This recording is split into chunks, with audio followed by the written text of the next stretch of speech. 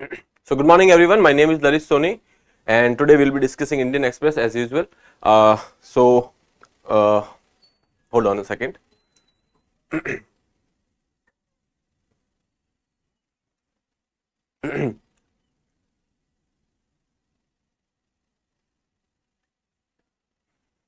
So again, good morning everyone. My name is Lalit Soni and I welcome you all in this live session by Drishti IAS. So in this episode, we'll be talking about today's Indian Express. We'll be discussing some important article. Though there was not many news in the today's newspaper, most of the newspaper was dealing with the political news because of the election, etc. But we'll be dealing with some explained sections which would be important for us. Okay, so let's start. We'll start with the practice question. Other than that, we'll be discussing these 3-4 important articles that is related to why oceans have a fever, or here they are talking about temperature rise in the oceans. Afterwards, then we have these forest fires in Nilgiris. You know that Nilgiri is on the confluence of Eastern Ghats and the Western Ghats.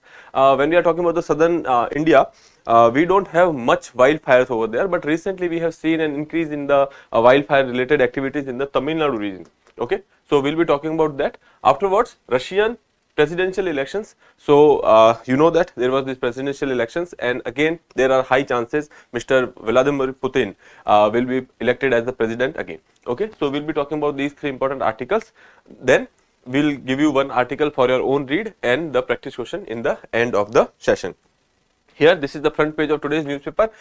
First article is related to your Supreme Court pulls up SBI, and they are saying that don't do selective disclosure, give poll bond numbers full details. So basically we have discussed about this electoral bond related issue earlier as well. So we'll give this passing reference to this particular article, and then another article is related to retrospective, who paid whom order has a grave impact on the industry. Okay, so we will talk about that article as well. Okay. So now let's start. Before going further, I would like to announce a discount offer on the occasion of Holi. Drishti IAS has bought you a discount offer on our you can say online pen drive courses and test series. All these courses are available on our Drishti learning app. You can download the app and avail the offer up to 15% discount from 21st of March to 24th of March. Other than that, also on the same app we have this IAS GS foundation course, live online prelims plus mains. It will be in the Hindi medium as well as in English medium. So we are giving you a 40% discount on the same dash, that is 21st of March to 24th of March. You can avail the offer by clicking in the clicking on the link which is given in the description. Other than that, if you have any kind of query, you can call on this number, that is 8010440440 or 8750187501. Okay, so you can call on these number and get more details about it. Other than that, you can click on the description link, the link which is given in the description, and avail the discount offer. Okay, so let's move further. We'll start with the practice question which was given to you in the previous lecture.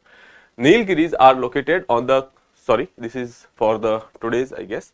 Anyway, I guess the last question which was there, okay, that was related to your which of the given state does not have inner line permit regime. Okay, so these states were given: Nagaland, Sikkim, Manipur and Arunachal Pradesh. So the answer is Sikkim. Okay, we have talked about these Nagaland, Manipur, Arunachal Pradesh, and one more state was there.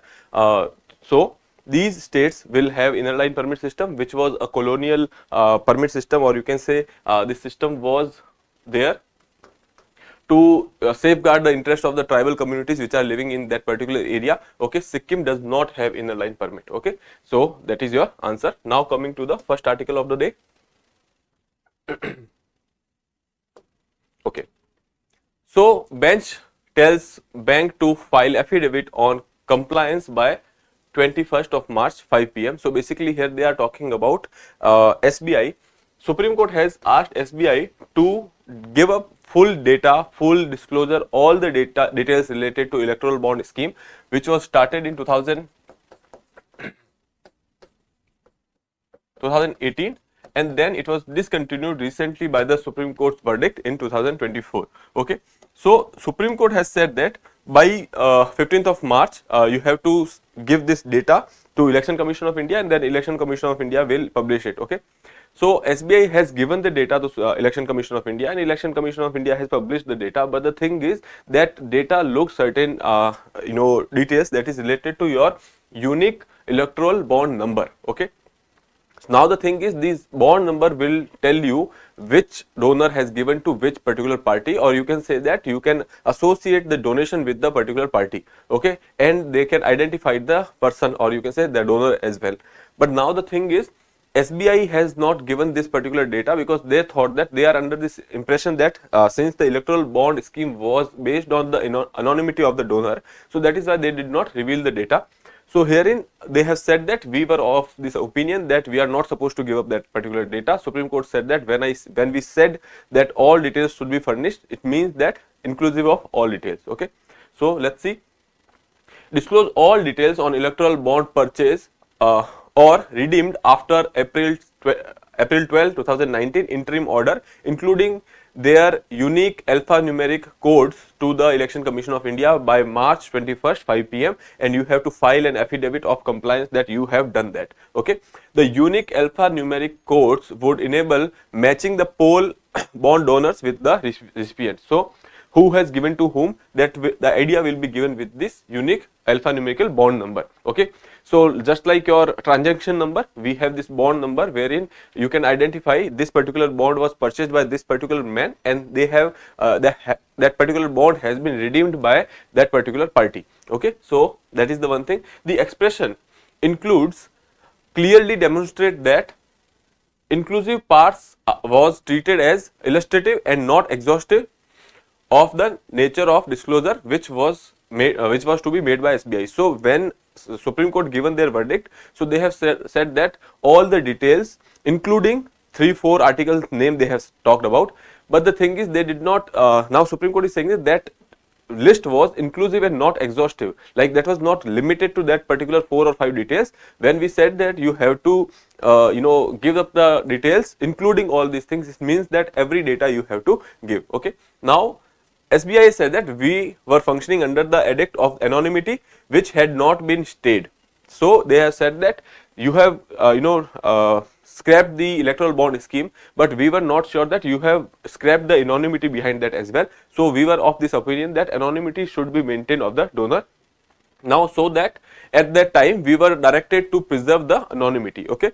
He added that if the court feels that all information should be given now, the bank is willing to do so. Okay. Now the unique alphanumerical codes printed on the each electoral bond will enable matching the donors with the recipient, as I told you. While the electoral bond scheme does not mandate parties to keep record of donor details, some smaller parties in compliance with the Supreme Court's order either disclosed what they already know or conducted a special exercise to ascertain contributor details and share them with the EC. So basically when EC, Supreme Court of India said that these data should be furnished to the Election Commission of India, so there are certain parties, we discussed yesterday that nearly 10 parties has come up with the donor details. Now the thing is, we asked the questions that how did they get the donor details, because obviously that donor details should be, has to be anonymized, but the thing is they have conducted special surveys etc., and whatever details they knew, like if they have personal interaction with someone and he has said that I have donated this much amount of money, so on the basis of such special interaction and the surveys they have submitted the data. Okay. So that is about this electoral bond thing. I don't think they will be going into details of all these things, but this unique bond number or unique alphanumerical bond number, that can be asked in some PCS or etc., otherwise that won't be of much important. Now retrospective who paid whom order has grave impact. So basically now industry is saying that industrialists and the various you can say companies and firms has donated to the political parties, and they have donated when they knew that there will be anonymity, their identification would not be disclosed. But now Supreme Court is saying that furnish that data, and now Election Commission of India will actually put that data in public domain. So basically now that anonymity which has been guaranteed by a government scheme would be gone. Okay, so now industry and the stakeholders are saying that that will have grave impact on the industry itself. You know that market works on the sentiments, and if certain details which are sensitive like that comes into market, they will have an impact on the market as well. Okay, so that is what has been said by. It is imperative to recognize that recognize the potential adverse effect of mandating parties to breach confidentiality agreement and disclose information based on new standards. Such a directive, if applied retrospectively, undermine the rule of law and presents grave implication for the industry's interests. So here they are talking about retrospective. You can say there is a directive which has been given to make sure that the retrospective anonymity which was guaranteed in a scheme, that is to be taken away. Okay, so now that is against the rule of law, because generally you know that most of the time we have this implications that we will not apply any law retrospectively.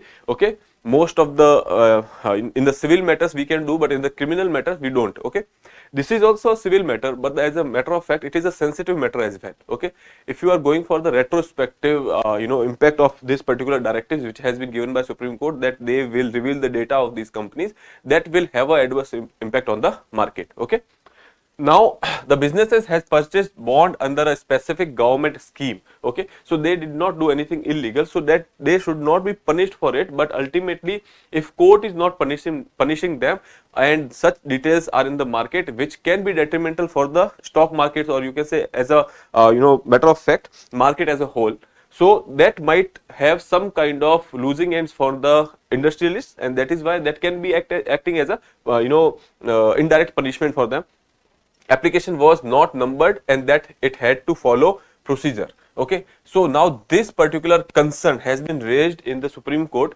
The industrialists and the stakeholders went to the Supreme Court. They have said that such directive can be detrimental for the market and Supreme Court must consider it. Then the court has said that the application, the petition you have come up with, that petition does not have a number, you have to follow a particular procedure. And then on that particular remark, they have not accepted the petition. Okay.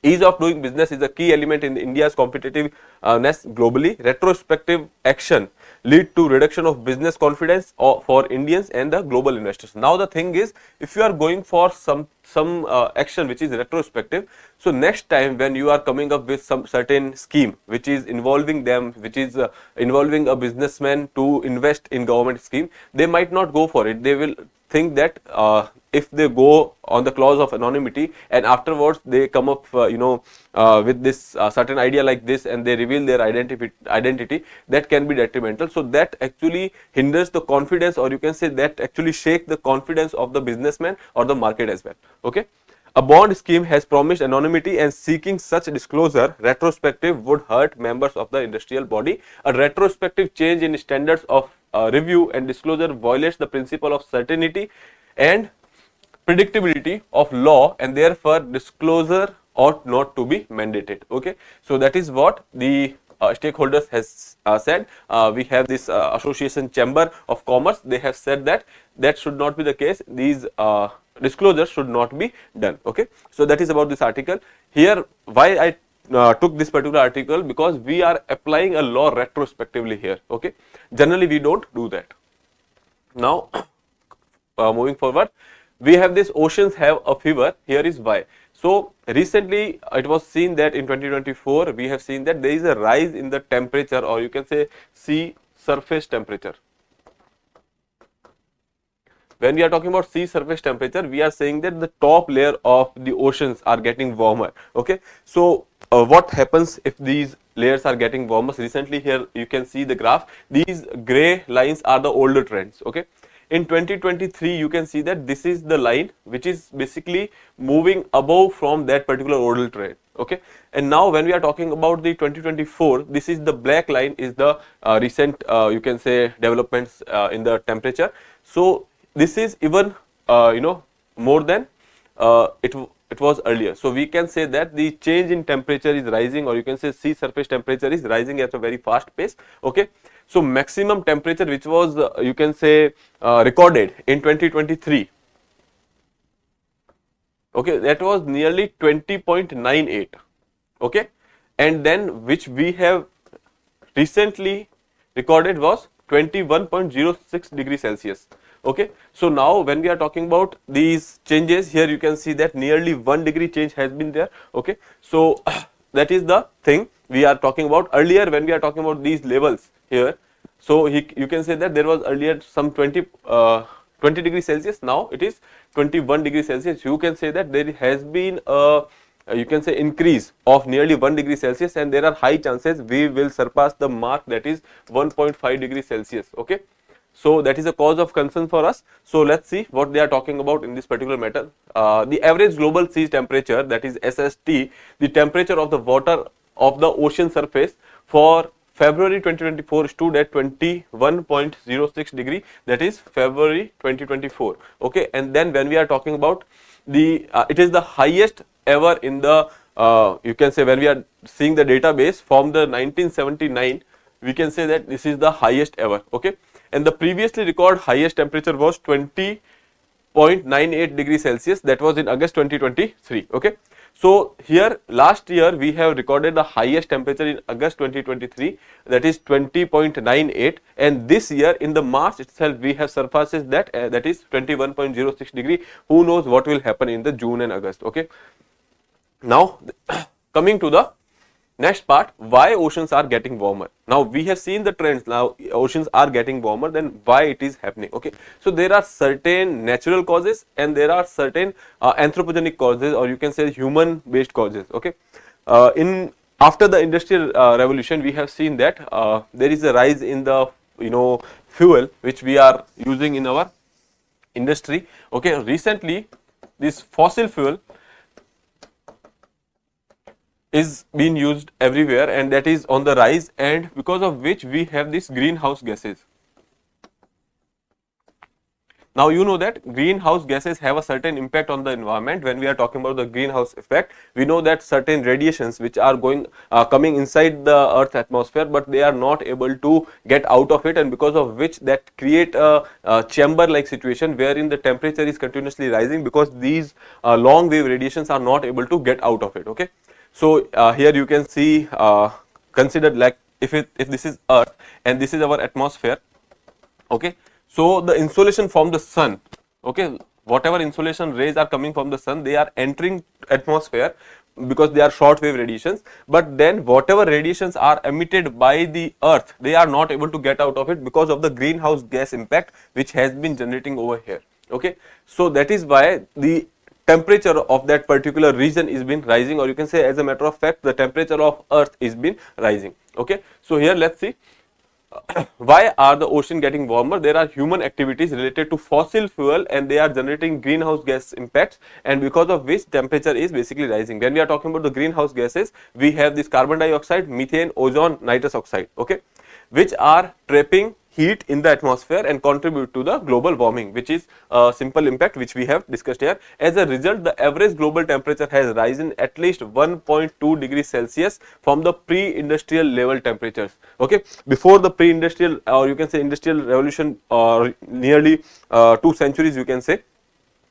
So from that particular time and now we have increase in temperature that is of 1.2 degrees Celsius, and our target is to restrict it to 1.5 degrees Celsius, but we are not doing much about it, because for that we have to reduce this fossil fuel uses and greenhouse gas emissions, but we are not able to stop it to a level which is required for restricting the temperature difference at 1.5 degrees Celsius. Okay, so that is one thing, and almost 90% of the extra heat trapped by the these greenhouse gases are absorbed by the oceans. Okay, so that is why 90% of the heat which is trapped inside the Earth's atmosphere, which is absorbed by the oceans, so obviously the temperature of the oceans will increase. Okay, so that is one factor that is related to your human activities of, or you can say use of fossil fuel. Okay, second is El Nino. When we are talking about El Nino, you must have this idea about El Nino is a situation wherein temperature of the, you can say, water currents in that particular area increases, where it should not have been it should be cold, it should have been a cold current, it abnormally increases the temperature over there. Okay, so here El Nino, which refers to an abnormal warming of the surface waters in the equatorial Pacific Ocean. You must have heard about the areas of Peru and Chile. These are the areas wherein the temperature should have been low, but the thing is, because of the El Nino effect, there is a significant increase in the abnormal increase in the temperature at that particular point, and because of which various activities are being hindered. When we are talking about El Nino it is a you can say meteorological phenomena, or you can say climate related phenomena, which impacts the even monsoon in India. So you can see that if that is happening in the Pacific Ocean somewhere, okay, but still it has such impact that it will impact the monsoon in India as well. So obviously it will be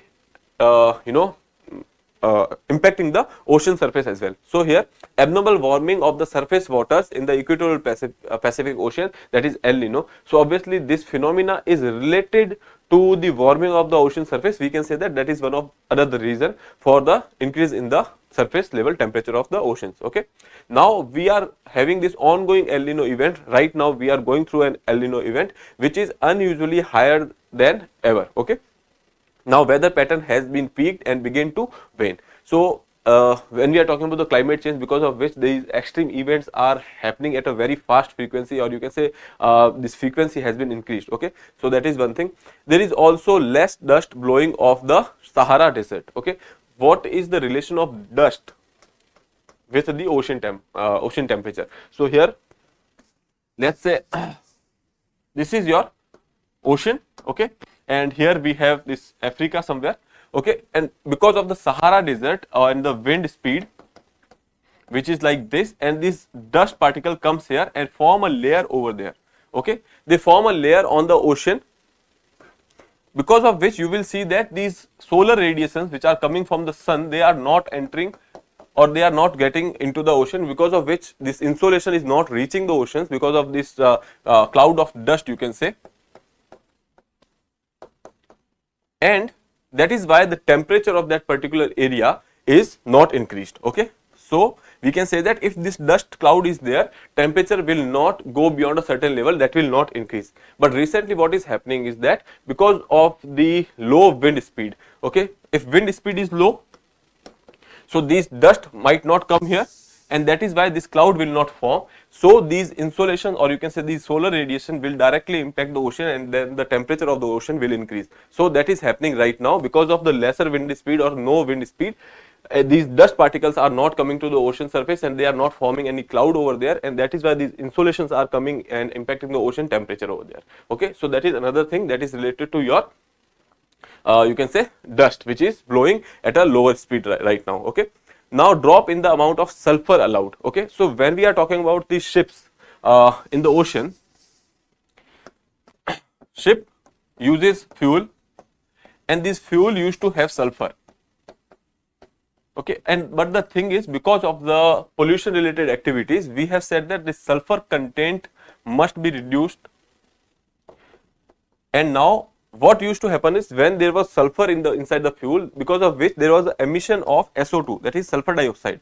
When there was this SO2 emissions, so we can say that because of this sulfur dioxide in the atmosphere, they used to create a cloud of sulfur dioxide. Okay, so similarly, when there was this dust cloud, similarly we have a cloud of sulfur dioxide, and that cloud makes sure they restrict the solar radiations. Okay, so similarly, the way dust cloud was restricting the solar radiations from reaching the ocean surface, and temperature was actually on a particular limit, you can say, that was not increasing. Similarly, because of this SO2 cloud, this temperature was not being risen. Okay, but the thing is, since we have reduced the content of sulfur in the fossil fuels which are used for the shipping, the thing is, these SO2 generation has been reduced and this cloud is not forming anymore, and because of which solar radiations are directly going to the oceans, and now we are seeing a high, or you can say rise in the temperature of the surface. Okay, so that is another thing. Drop in the amount of sulfur allowed in the marine shipping fuels to reduce the sulfur dioxide emissions, a health damaging air pollutant. Sulfur dioxide lead to sulfate aerosols in the atmosphere, which act like a cloud, preventing solar radiations from reaching to the ocean surface. So basically, because of the sulfur dioxide, there was this sulfate aerosols Aerosols are nothing but the small particles. Okay, so these aerosols were in the atmosphere, they were making a cloud over there, and that is why these solar radiations were not reaching the ocean surface. So that was another reason. Now what are the consequences of such warming? What is happening now after this warming is being done? So obviously, first of all, we can say that marine life or marine ecosystem, that will suffer over there. Okay, so fishes, etc., that will suffer over there. Second thing, first thing, fishes, there are certain temperature on which this organism can survive. Okay, so that is first thing. Okay, you can say that there can be a fish kill. Fish kill, you understand that when there is a huge amount of fishes are dying because of certain activities over there, or you can say because of any kind of abnormal activity. Okay, so if temperature of a particular area is rising and fishes are not able to withhold that particular temperature, that can also result in fish kill. Other than that also there are various reasons. When we are talking about temperature rise, when there is a abnormal rise in the temperature, we have this phytoplanktons. Phytoplanktons are basically, you can say, a single celled plant. Okay, and these are base of the marine ecosystem. These phytoplanktons on which these zooplanktons are surviving. Okay, these are also organisms which are surviving on these phytoplanktons, and on zooplanktons, these fishes or other small organisms of the marine ecosystems are surviving on that. These are part of the food chain, marine food chain, you can say. But if temperature is rising, these phytoplanktons are reducing in the population, and because of which these zooplanktons are reducing, and because of which these fishes are dying because they are not getting enough nutrients. Okay, so that is basically fish kill, first thing. Second thing is, when we are talking about let's say temperature increase, when there is a temperature increase, ocean stratification happen. Okay, ocean stratification,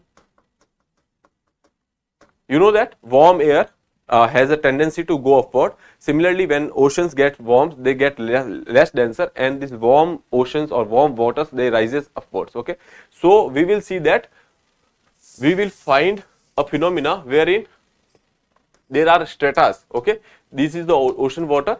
So the top layer will have more temperature. Okay, because warm water will be less dense. Okay, and the cold water will sink, and this temperature will be lower over here. Okay, so because of which there becomes a layer, and this water mixing is not very easy now. Most of the time what happens is, because of the not so much difference in the temperature and the ocean currents, etc., this water mixing continuously happening over there, and that is why these ecosystems are stable. But the thing is, when this temperature, ocean temperature rises abnormally, or you can say rises from a, you can say there is a high difference, and because of which this stratification happen, and when there is in the vicinity, if there is no ocean current, okay, which can mix these waters, so this stratification happens. Most of the time you will see that the upper areas, okay, they are lacking nutrition. Okay, what happens is, the lower areas where most of the organisms are, okay, these nutrients or the plants, etc., are there, but because of the mixing of the ocean water, these nutrients used to come over, and these when we are talking about the dissolved oxygen, etc., they used to dissolve equilaterally, when we are talking about the ocean, equitably. But the thing is, if there is a stratification, you can say that these nutrients are not getting diffused, these oxygen, O2 is not getting diffused, and because of which there is a lack of oxygen in that particular area. Okay, other than that, these nutrients cannot go upwards, so lack of nutrient in that particular area. So we can say that in this area there is a lack of nutrients, because of which phytoplanktons are not able to generate themselves, and because of which zooplanktons are not increasing their population, and fishes are dying. So that is one thing. Second thing is, when there is a lack of oxygen, diffused oxygen in the lower layers, or the, you can say, colder layers, so organisms which are living here, they might also die. Okay, so that is the impact of, you can say, temperature change. Here you can see there is ocean stratification, because it is harder for the water layer to mix. Okay, So oxygen absorbed is not able to mix properly, that is one thing. Then nutrients are also not able to travel to the top surface. Okay, nutrients are not able to travel to the top surface, that is why the population of phytoplanktons are declining. Okay, so that is another thing. Afterwards, if we see,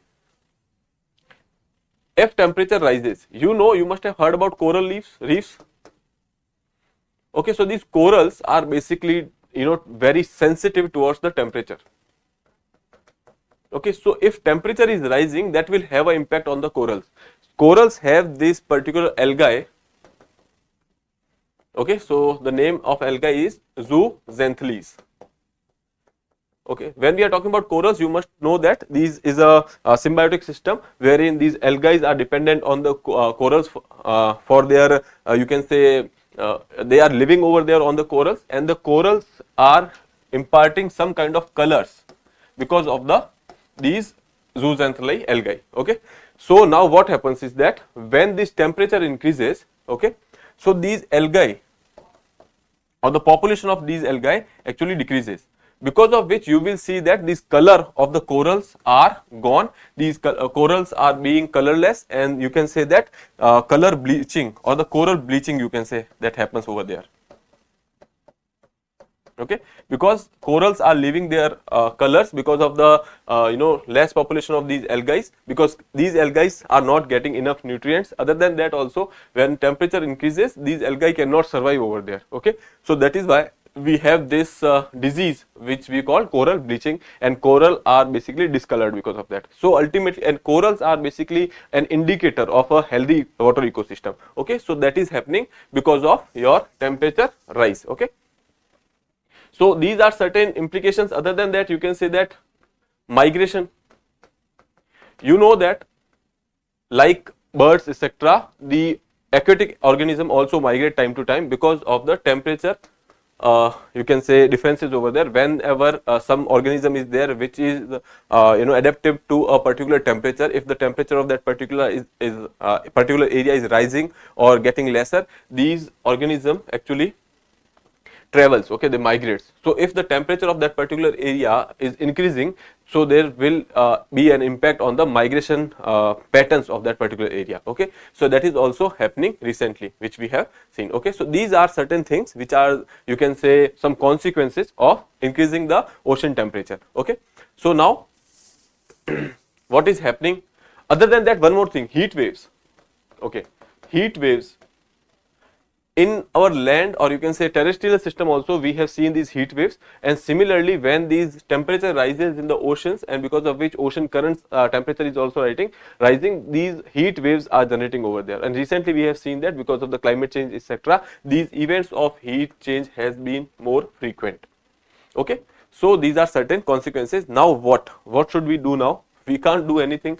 Just the thing is, we have to reduce the greenhouse gas emissions so that we can restrict the temperature to 1.5 degrees Celsius of the pre-industrial level. But the thing is, the efforts which we are doing right now are not up to mark. Okay, so we have to make sure that we go for the cleaner energy, we go for the lesser greenhouse gas emissions, lesser use of the fossil fuel etc. But the thing is, these are all just talks. The World Meteorological Organization WMO in 2023 state of the global reports. Now this is important, state of the global climate report. Now who publishes it? That is WMO, that is World Meteorological Organization. That is important for you. Okay, so they have said that there are 66% chances that at least one of the year between 2023 and 2027 would cross the threshold of 1.5 degree Celsius temperature from the pre-industrial level. Now the thing is, what we are saying that in 2023 to 2027 we will see that this temperature change 1.5 degree threshold will be crossed. That is a report by World Meteorological Organization, that is State of Global Climate Report. Now this fact if you mention in your examination, that will certainly fetch you some extra marks. Okay, the only way to avoid or blunt the impact is to reduce the greenhouse gas emissions, but the planet is nowhere close to doing that. In 2023, the concentration of greenhouse gas reaches the highest level ever recorded in the atmosphere. So that is the present condition, and that should be that is very concerning for us because of the events which we are seeing in recent days. One of such events is your forest fires. So we will be talking about that in the next article. Okay, so that is about the ocean and their impacts, temperature change and their impact. Now, heat, aridity, clear skies, why forests are already ablaze in the Nilgiris. So mostly when we are talking about forest fires in India, we see lesser forest fire, but the thing is, in the month from you can say November to somewhere near June, this is the time where we see forest fires. Okay, these forest fire, when we are talking about in India, when we are talking about, there are certain areas where these forest fires are quite prominent. Okay, so here you can see these areas. Basically this is northeast India, Odisha, Maharashtra, Jharkhand, Chhattisgarh and Uttarakhand. Here we can see. So these are the areas where we see extreme wildfires. Okay, then we are seeing wildfires in this particular area as well, and a small bit of fires in Uttarakhand as well. Okay, now why all these things are there? Because most of the time when the atmosphere is dry, humidity is low, or you can say there is no humidity at all. Okay, so you can say that if you have dry deciduous forests, so these forests are more prone to wildfires. Okay, so you know that in the central India, where this area is there, where we are having highest number of this dry deciduous forests. Okay, and there are other factors which are leading to extremely high forest fires in these particular areas, because obviously there are some anthropogenic activities which are also responsible for that, other than the climate related activities. But these map, you can remember that these are the areas where we see most of the forest fires. Okay, northeastern region of India, then the central region wherein we are talking about Odisha, Jharkhand and Madhya Pradesh. Okay, some fires are also been seen in the coastal areas here and Uttarakhand. Okay, now coming to the recently what happens is, there is a place that is Kunur forest range in Nilgiris in Tamil Nadu. So here you can see this is the area of Nilgiri reserve. Okay, you know that Nilgiri is at the confluence of your western Ghats and eastern Ghats. So these are your western Ghats and these are your eastern Ghats, and this is the confluence area. Okay, where we have seen these Nilgiris, and Nilgiris are in the vast expanse. We can say that it has some expanse in the Karnataka, it has some expanse in Kerala and Tamil Nadu. So these are three states in which Nilgiris has their expanses. Okay, so in the Nilgiris we have this place that is Kunnur. Okay, so in the Kunnur area there is a forest range in which these wildfires are being seen for the last week now. Okay, so almost for a week forest fires have been raging in the Kunnur forest range, Nilgiris in Tamil Nadu. Air Force has joined in the firefighting operation. Okay, so Indian Air Force has joined. There is this Bambi bucket operations. So what happens is that Bambi bucket operations are basically operations which are done by the helicopters. So they are also known as heli bucket, or you can say helicopter bucket. Okay, what happens is that these helicopters are having a bucket through a cable. They can directly go and dip inside a river, they can fill it up and lift it off, and then they can go to the fire area and open a wall so that water can be spread at that particular area. These operations are basically done in areas where ground situations are very difficult to access the fire, or you can say to control the fire, and that is why these helicopters are used, that is Bambi bucket. Okay, so that is, if you remember, well and good. If not, then it's okay. So how common are forest fires in India? As I told you, from November to June these are very common. There are hundreds of thousands of small and large forest fires, especially from February to onwards when there is a summer season, you know that, because of which there will be a more drier season, and that is why we can see that April and May are the worst fire months. Actually, when these are approaching, summers are approaching, these are the worst months for the forest fires. The Indian State of Forest report, that is the biannual report, or after every 2 years this report comes, and this report is actually published by Forest Survey of India under the Ministry of Forest, Environment, Forest and the Climate Change. Okay, So in 2019's report, they have said that more than 36% of India's forest cover are prone to forest fires, okay, some kind of forest fires. But then when we are talking about the areas which are extremely prone, you can say that they nearly 4% areas are extremely prone to fires, and another 6% areas are very highly fire prone, okay. So you don't have to remember all these things, just remember that India has 36% of the areas which are prone to fire in that particular report they have talked about, okay. And these fires are mostly there in the tropical regions, okay, because temperature is very high over here. And where are the most forest fires? As I told you, in the dry deciduous forest areas mostly, and when you have this evergreen forest, etc., so or semi evergreen forest, because of the moisture conditions, because of the plants are very green over there, so these forest fires are kind of limited over there. But obviously there are also chances that you can see some forest fire there because of the anthropogenic activities, okay. Now moving further, how has the forest fire situation has been this year? So when we are talking about the Mizoram has seen the extreme fires, nearly 3,738 fires over there, and then Manipur, Assam, Meghalaya and Maharashtra also, okay. So here you can see most of the areas are from the northeastern region, and then in the Maharashtra as well we have seen some kind of fires. And recently since the March we have seen an uptick in the Konkan region of Maharashtra, okay, Konkan region of Maharashtra, south coastal Gujarat, Gir Somnath, Porbandar areas and southern Rajasthan, western Madhya Pradesh. So these are the central India's area. There are also we are seeing some fire activities. But the thing is, this is the important factor for you to remember. That is one thing. Second thing for you to remember is that this report, okay.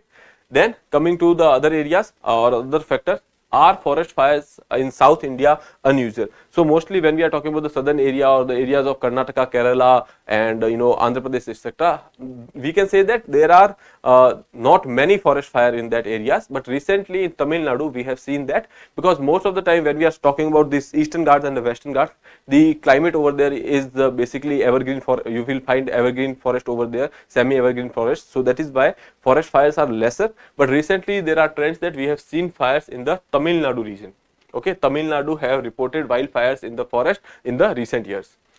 What is the reason for these fires this year? So basically, as I told you, there are two reasons. It can be natural, it can be man-made as well. So when we are talking about the human carelessness or anthropogenic activities, like discarded cigarettes, campfires, burning of the debris, all these things are leading to these fires. And then natural causes like lightning, etc., that can also lead to a forest fire, okay.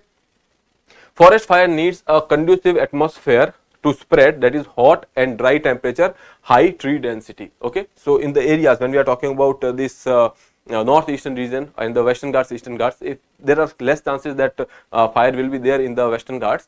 But the thing is, if there is, it will actually spread very fast because of the high tree density. And when we are talking about the northeastern region, obviously the tree density is very high, and because of which there is this extreme fire events we are seeing over there. High aridity, above normal temperature, clear sky conditions, calm winds, all these things are prevalent in this year, and because of which we are seeing these fire activities this year. This February was the South India's hottest since 1901, and January was the 5th warmest, okay. So recently, because of this hottest February, we are seeing these activities in Tamil Nadu, wherein we are seeing these forest fires. Over the past 2 months, the recorded maximum, minimum and the mean temperature have remained above normal over the southern states. Heat load over the region is increased. Availability of the dry biomass was there, and because of which, since there was dry biomass, this fire spread in like anything, okay. Now, excess heat factors. The chances of heat waves over a region are higher than normal. Western Andhra Pradesh and the neighboring Karnataka can also see some forest fires in the coming time as well, okay. So these are the forest fires. These two things, one thing, second thing, and the third thing, that what are the conditions, okay, that can be important for your prelims as well as mains, okay. So now we can move further. We have discussed this map, as well. Now art and culture. Bihar to acquire 50 acres in Sitamarhi for the Sita temple. Okay, so as Ayodhya is for Ram, we say that Ram Janmabhoomi is in Ayodhya. Similarly, Sitamarhi is the place where Sita, it is considered to be the birthplace of Sita. Okay. So Sitamarhi is to Sita what Ayodhya is to Ram. It is a holy land for Hindus. People from all over the world will now come to worship the Ram temple in Ayodhya, and they would like to visit the Sita's birthplace as well. Okay, so that is why we are going for another temple in that particular area, Sitamarhi. Sitamarhi, we already have a temple over there, but that is not in a good condition. Maintenance is not well. But this Sitamarhi or Sita temple is basically part of your Ramayana circuit. Okay. So the Ramayana circuit, a set of 15 important places mentioned in the Ramayana that has been identified by the central government for the development to boost the tourism over there. Okay, pardon. So yeah, I'm a little bit dyslexic sometimes. So Ramayana circuit has this potential of tourism, and which government is trying to exploit. Now the thing is, Sitamarhi is already part of Ramayana circuit. Other than that, when we are talking about Janakpur is in Nepal, and that is also part of Ramayana circuit, and they have expressed their willingness to join the Ramayana circuit. Okay, so we can say that that can be a second international circuit, because Buddhist circuit is already international, and now this Ramayana circuit can also be international because Janakpur is willing to be part of it. Okay, so that is why this particular place can be important, or you can say that it has a huge tourism potential. There are these trends wherein recently UPSC is asking questions about tourism as well. Okay, so that is why this can be important. Now another article that is related to elections in Russia. Now the thing is, there is not much to talk about here, but the thing is, the Mr. Putin, he might go for the next term as well, and for next 6 years, they have this tenure of 6 years. So for next 6 years, he might be the president over there. Now, second thing is that after the elections, there are these exit polls.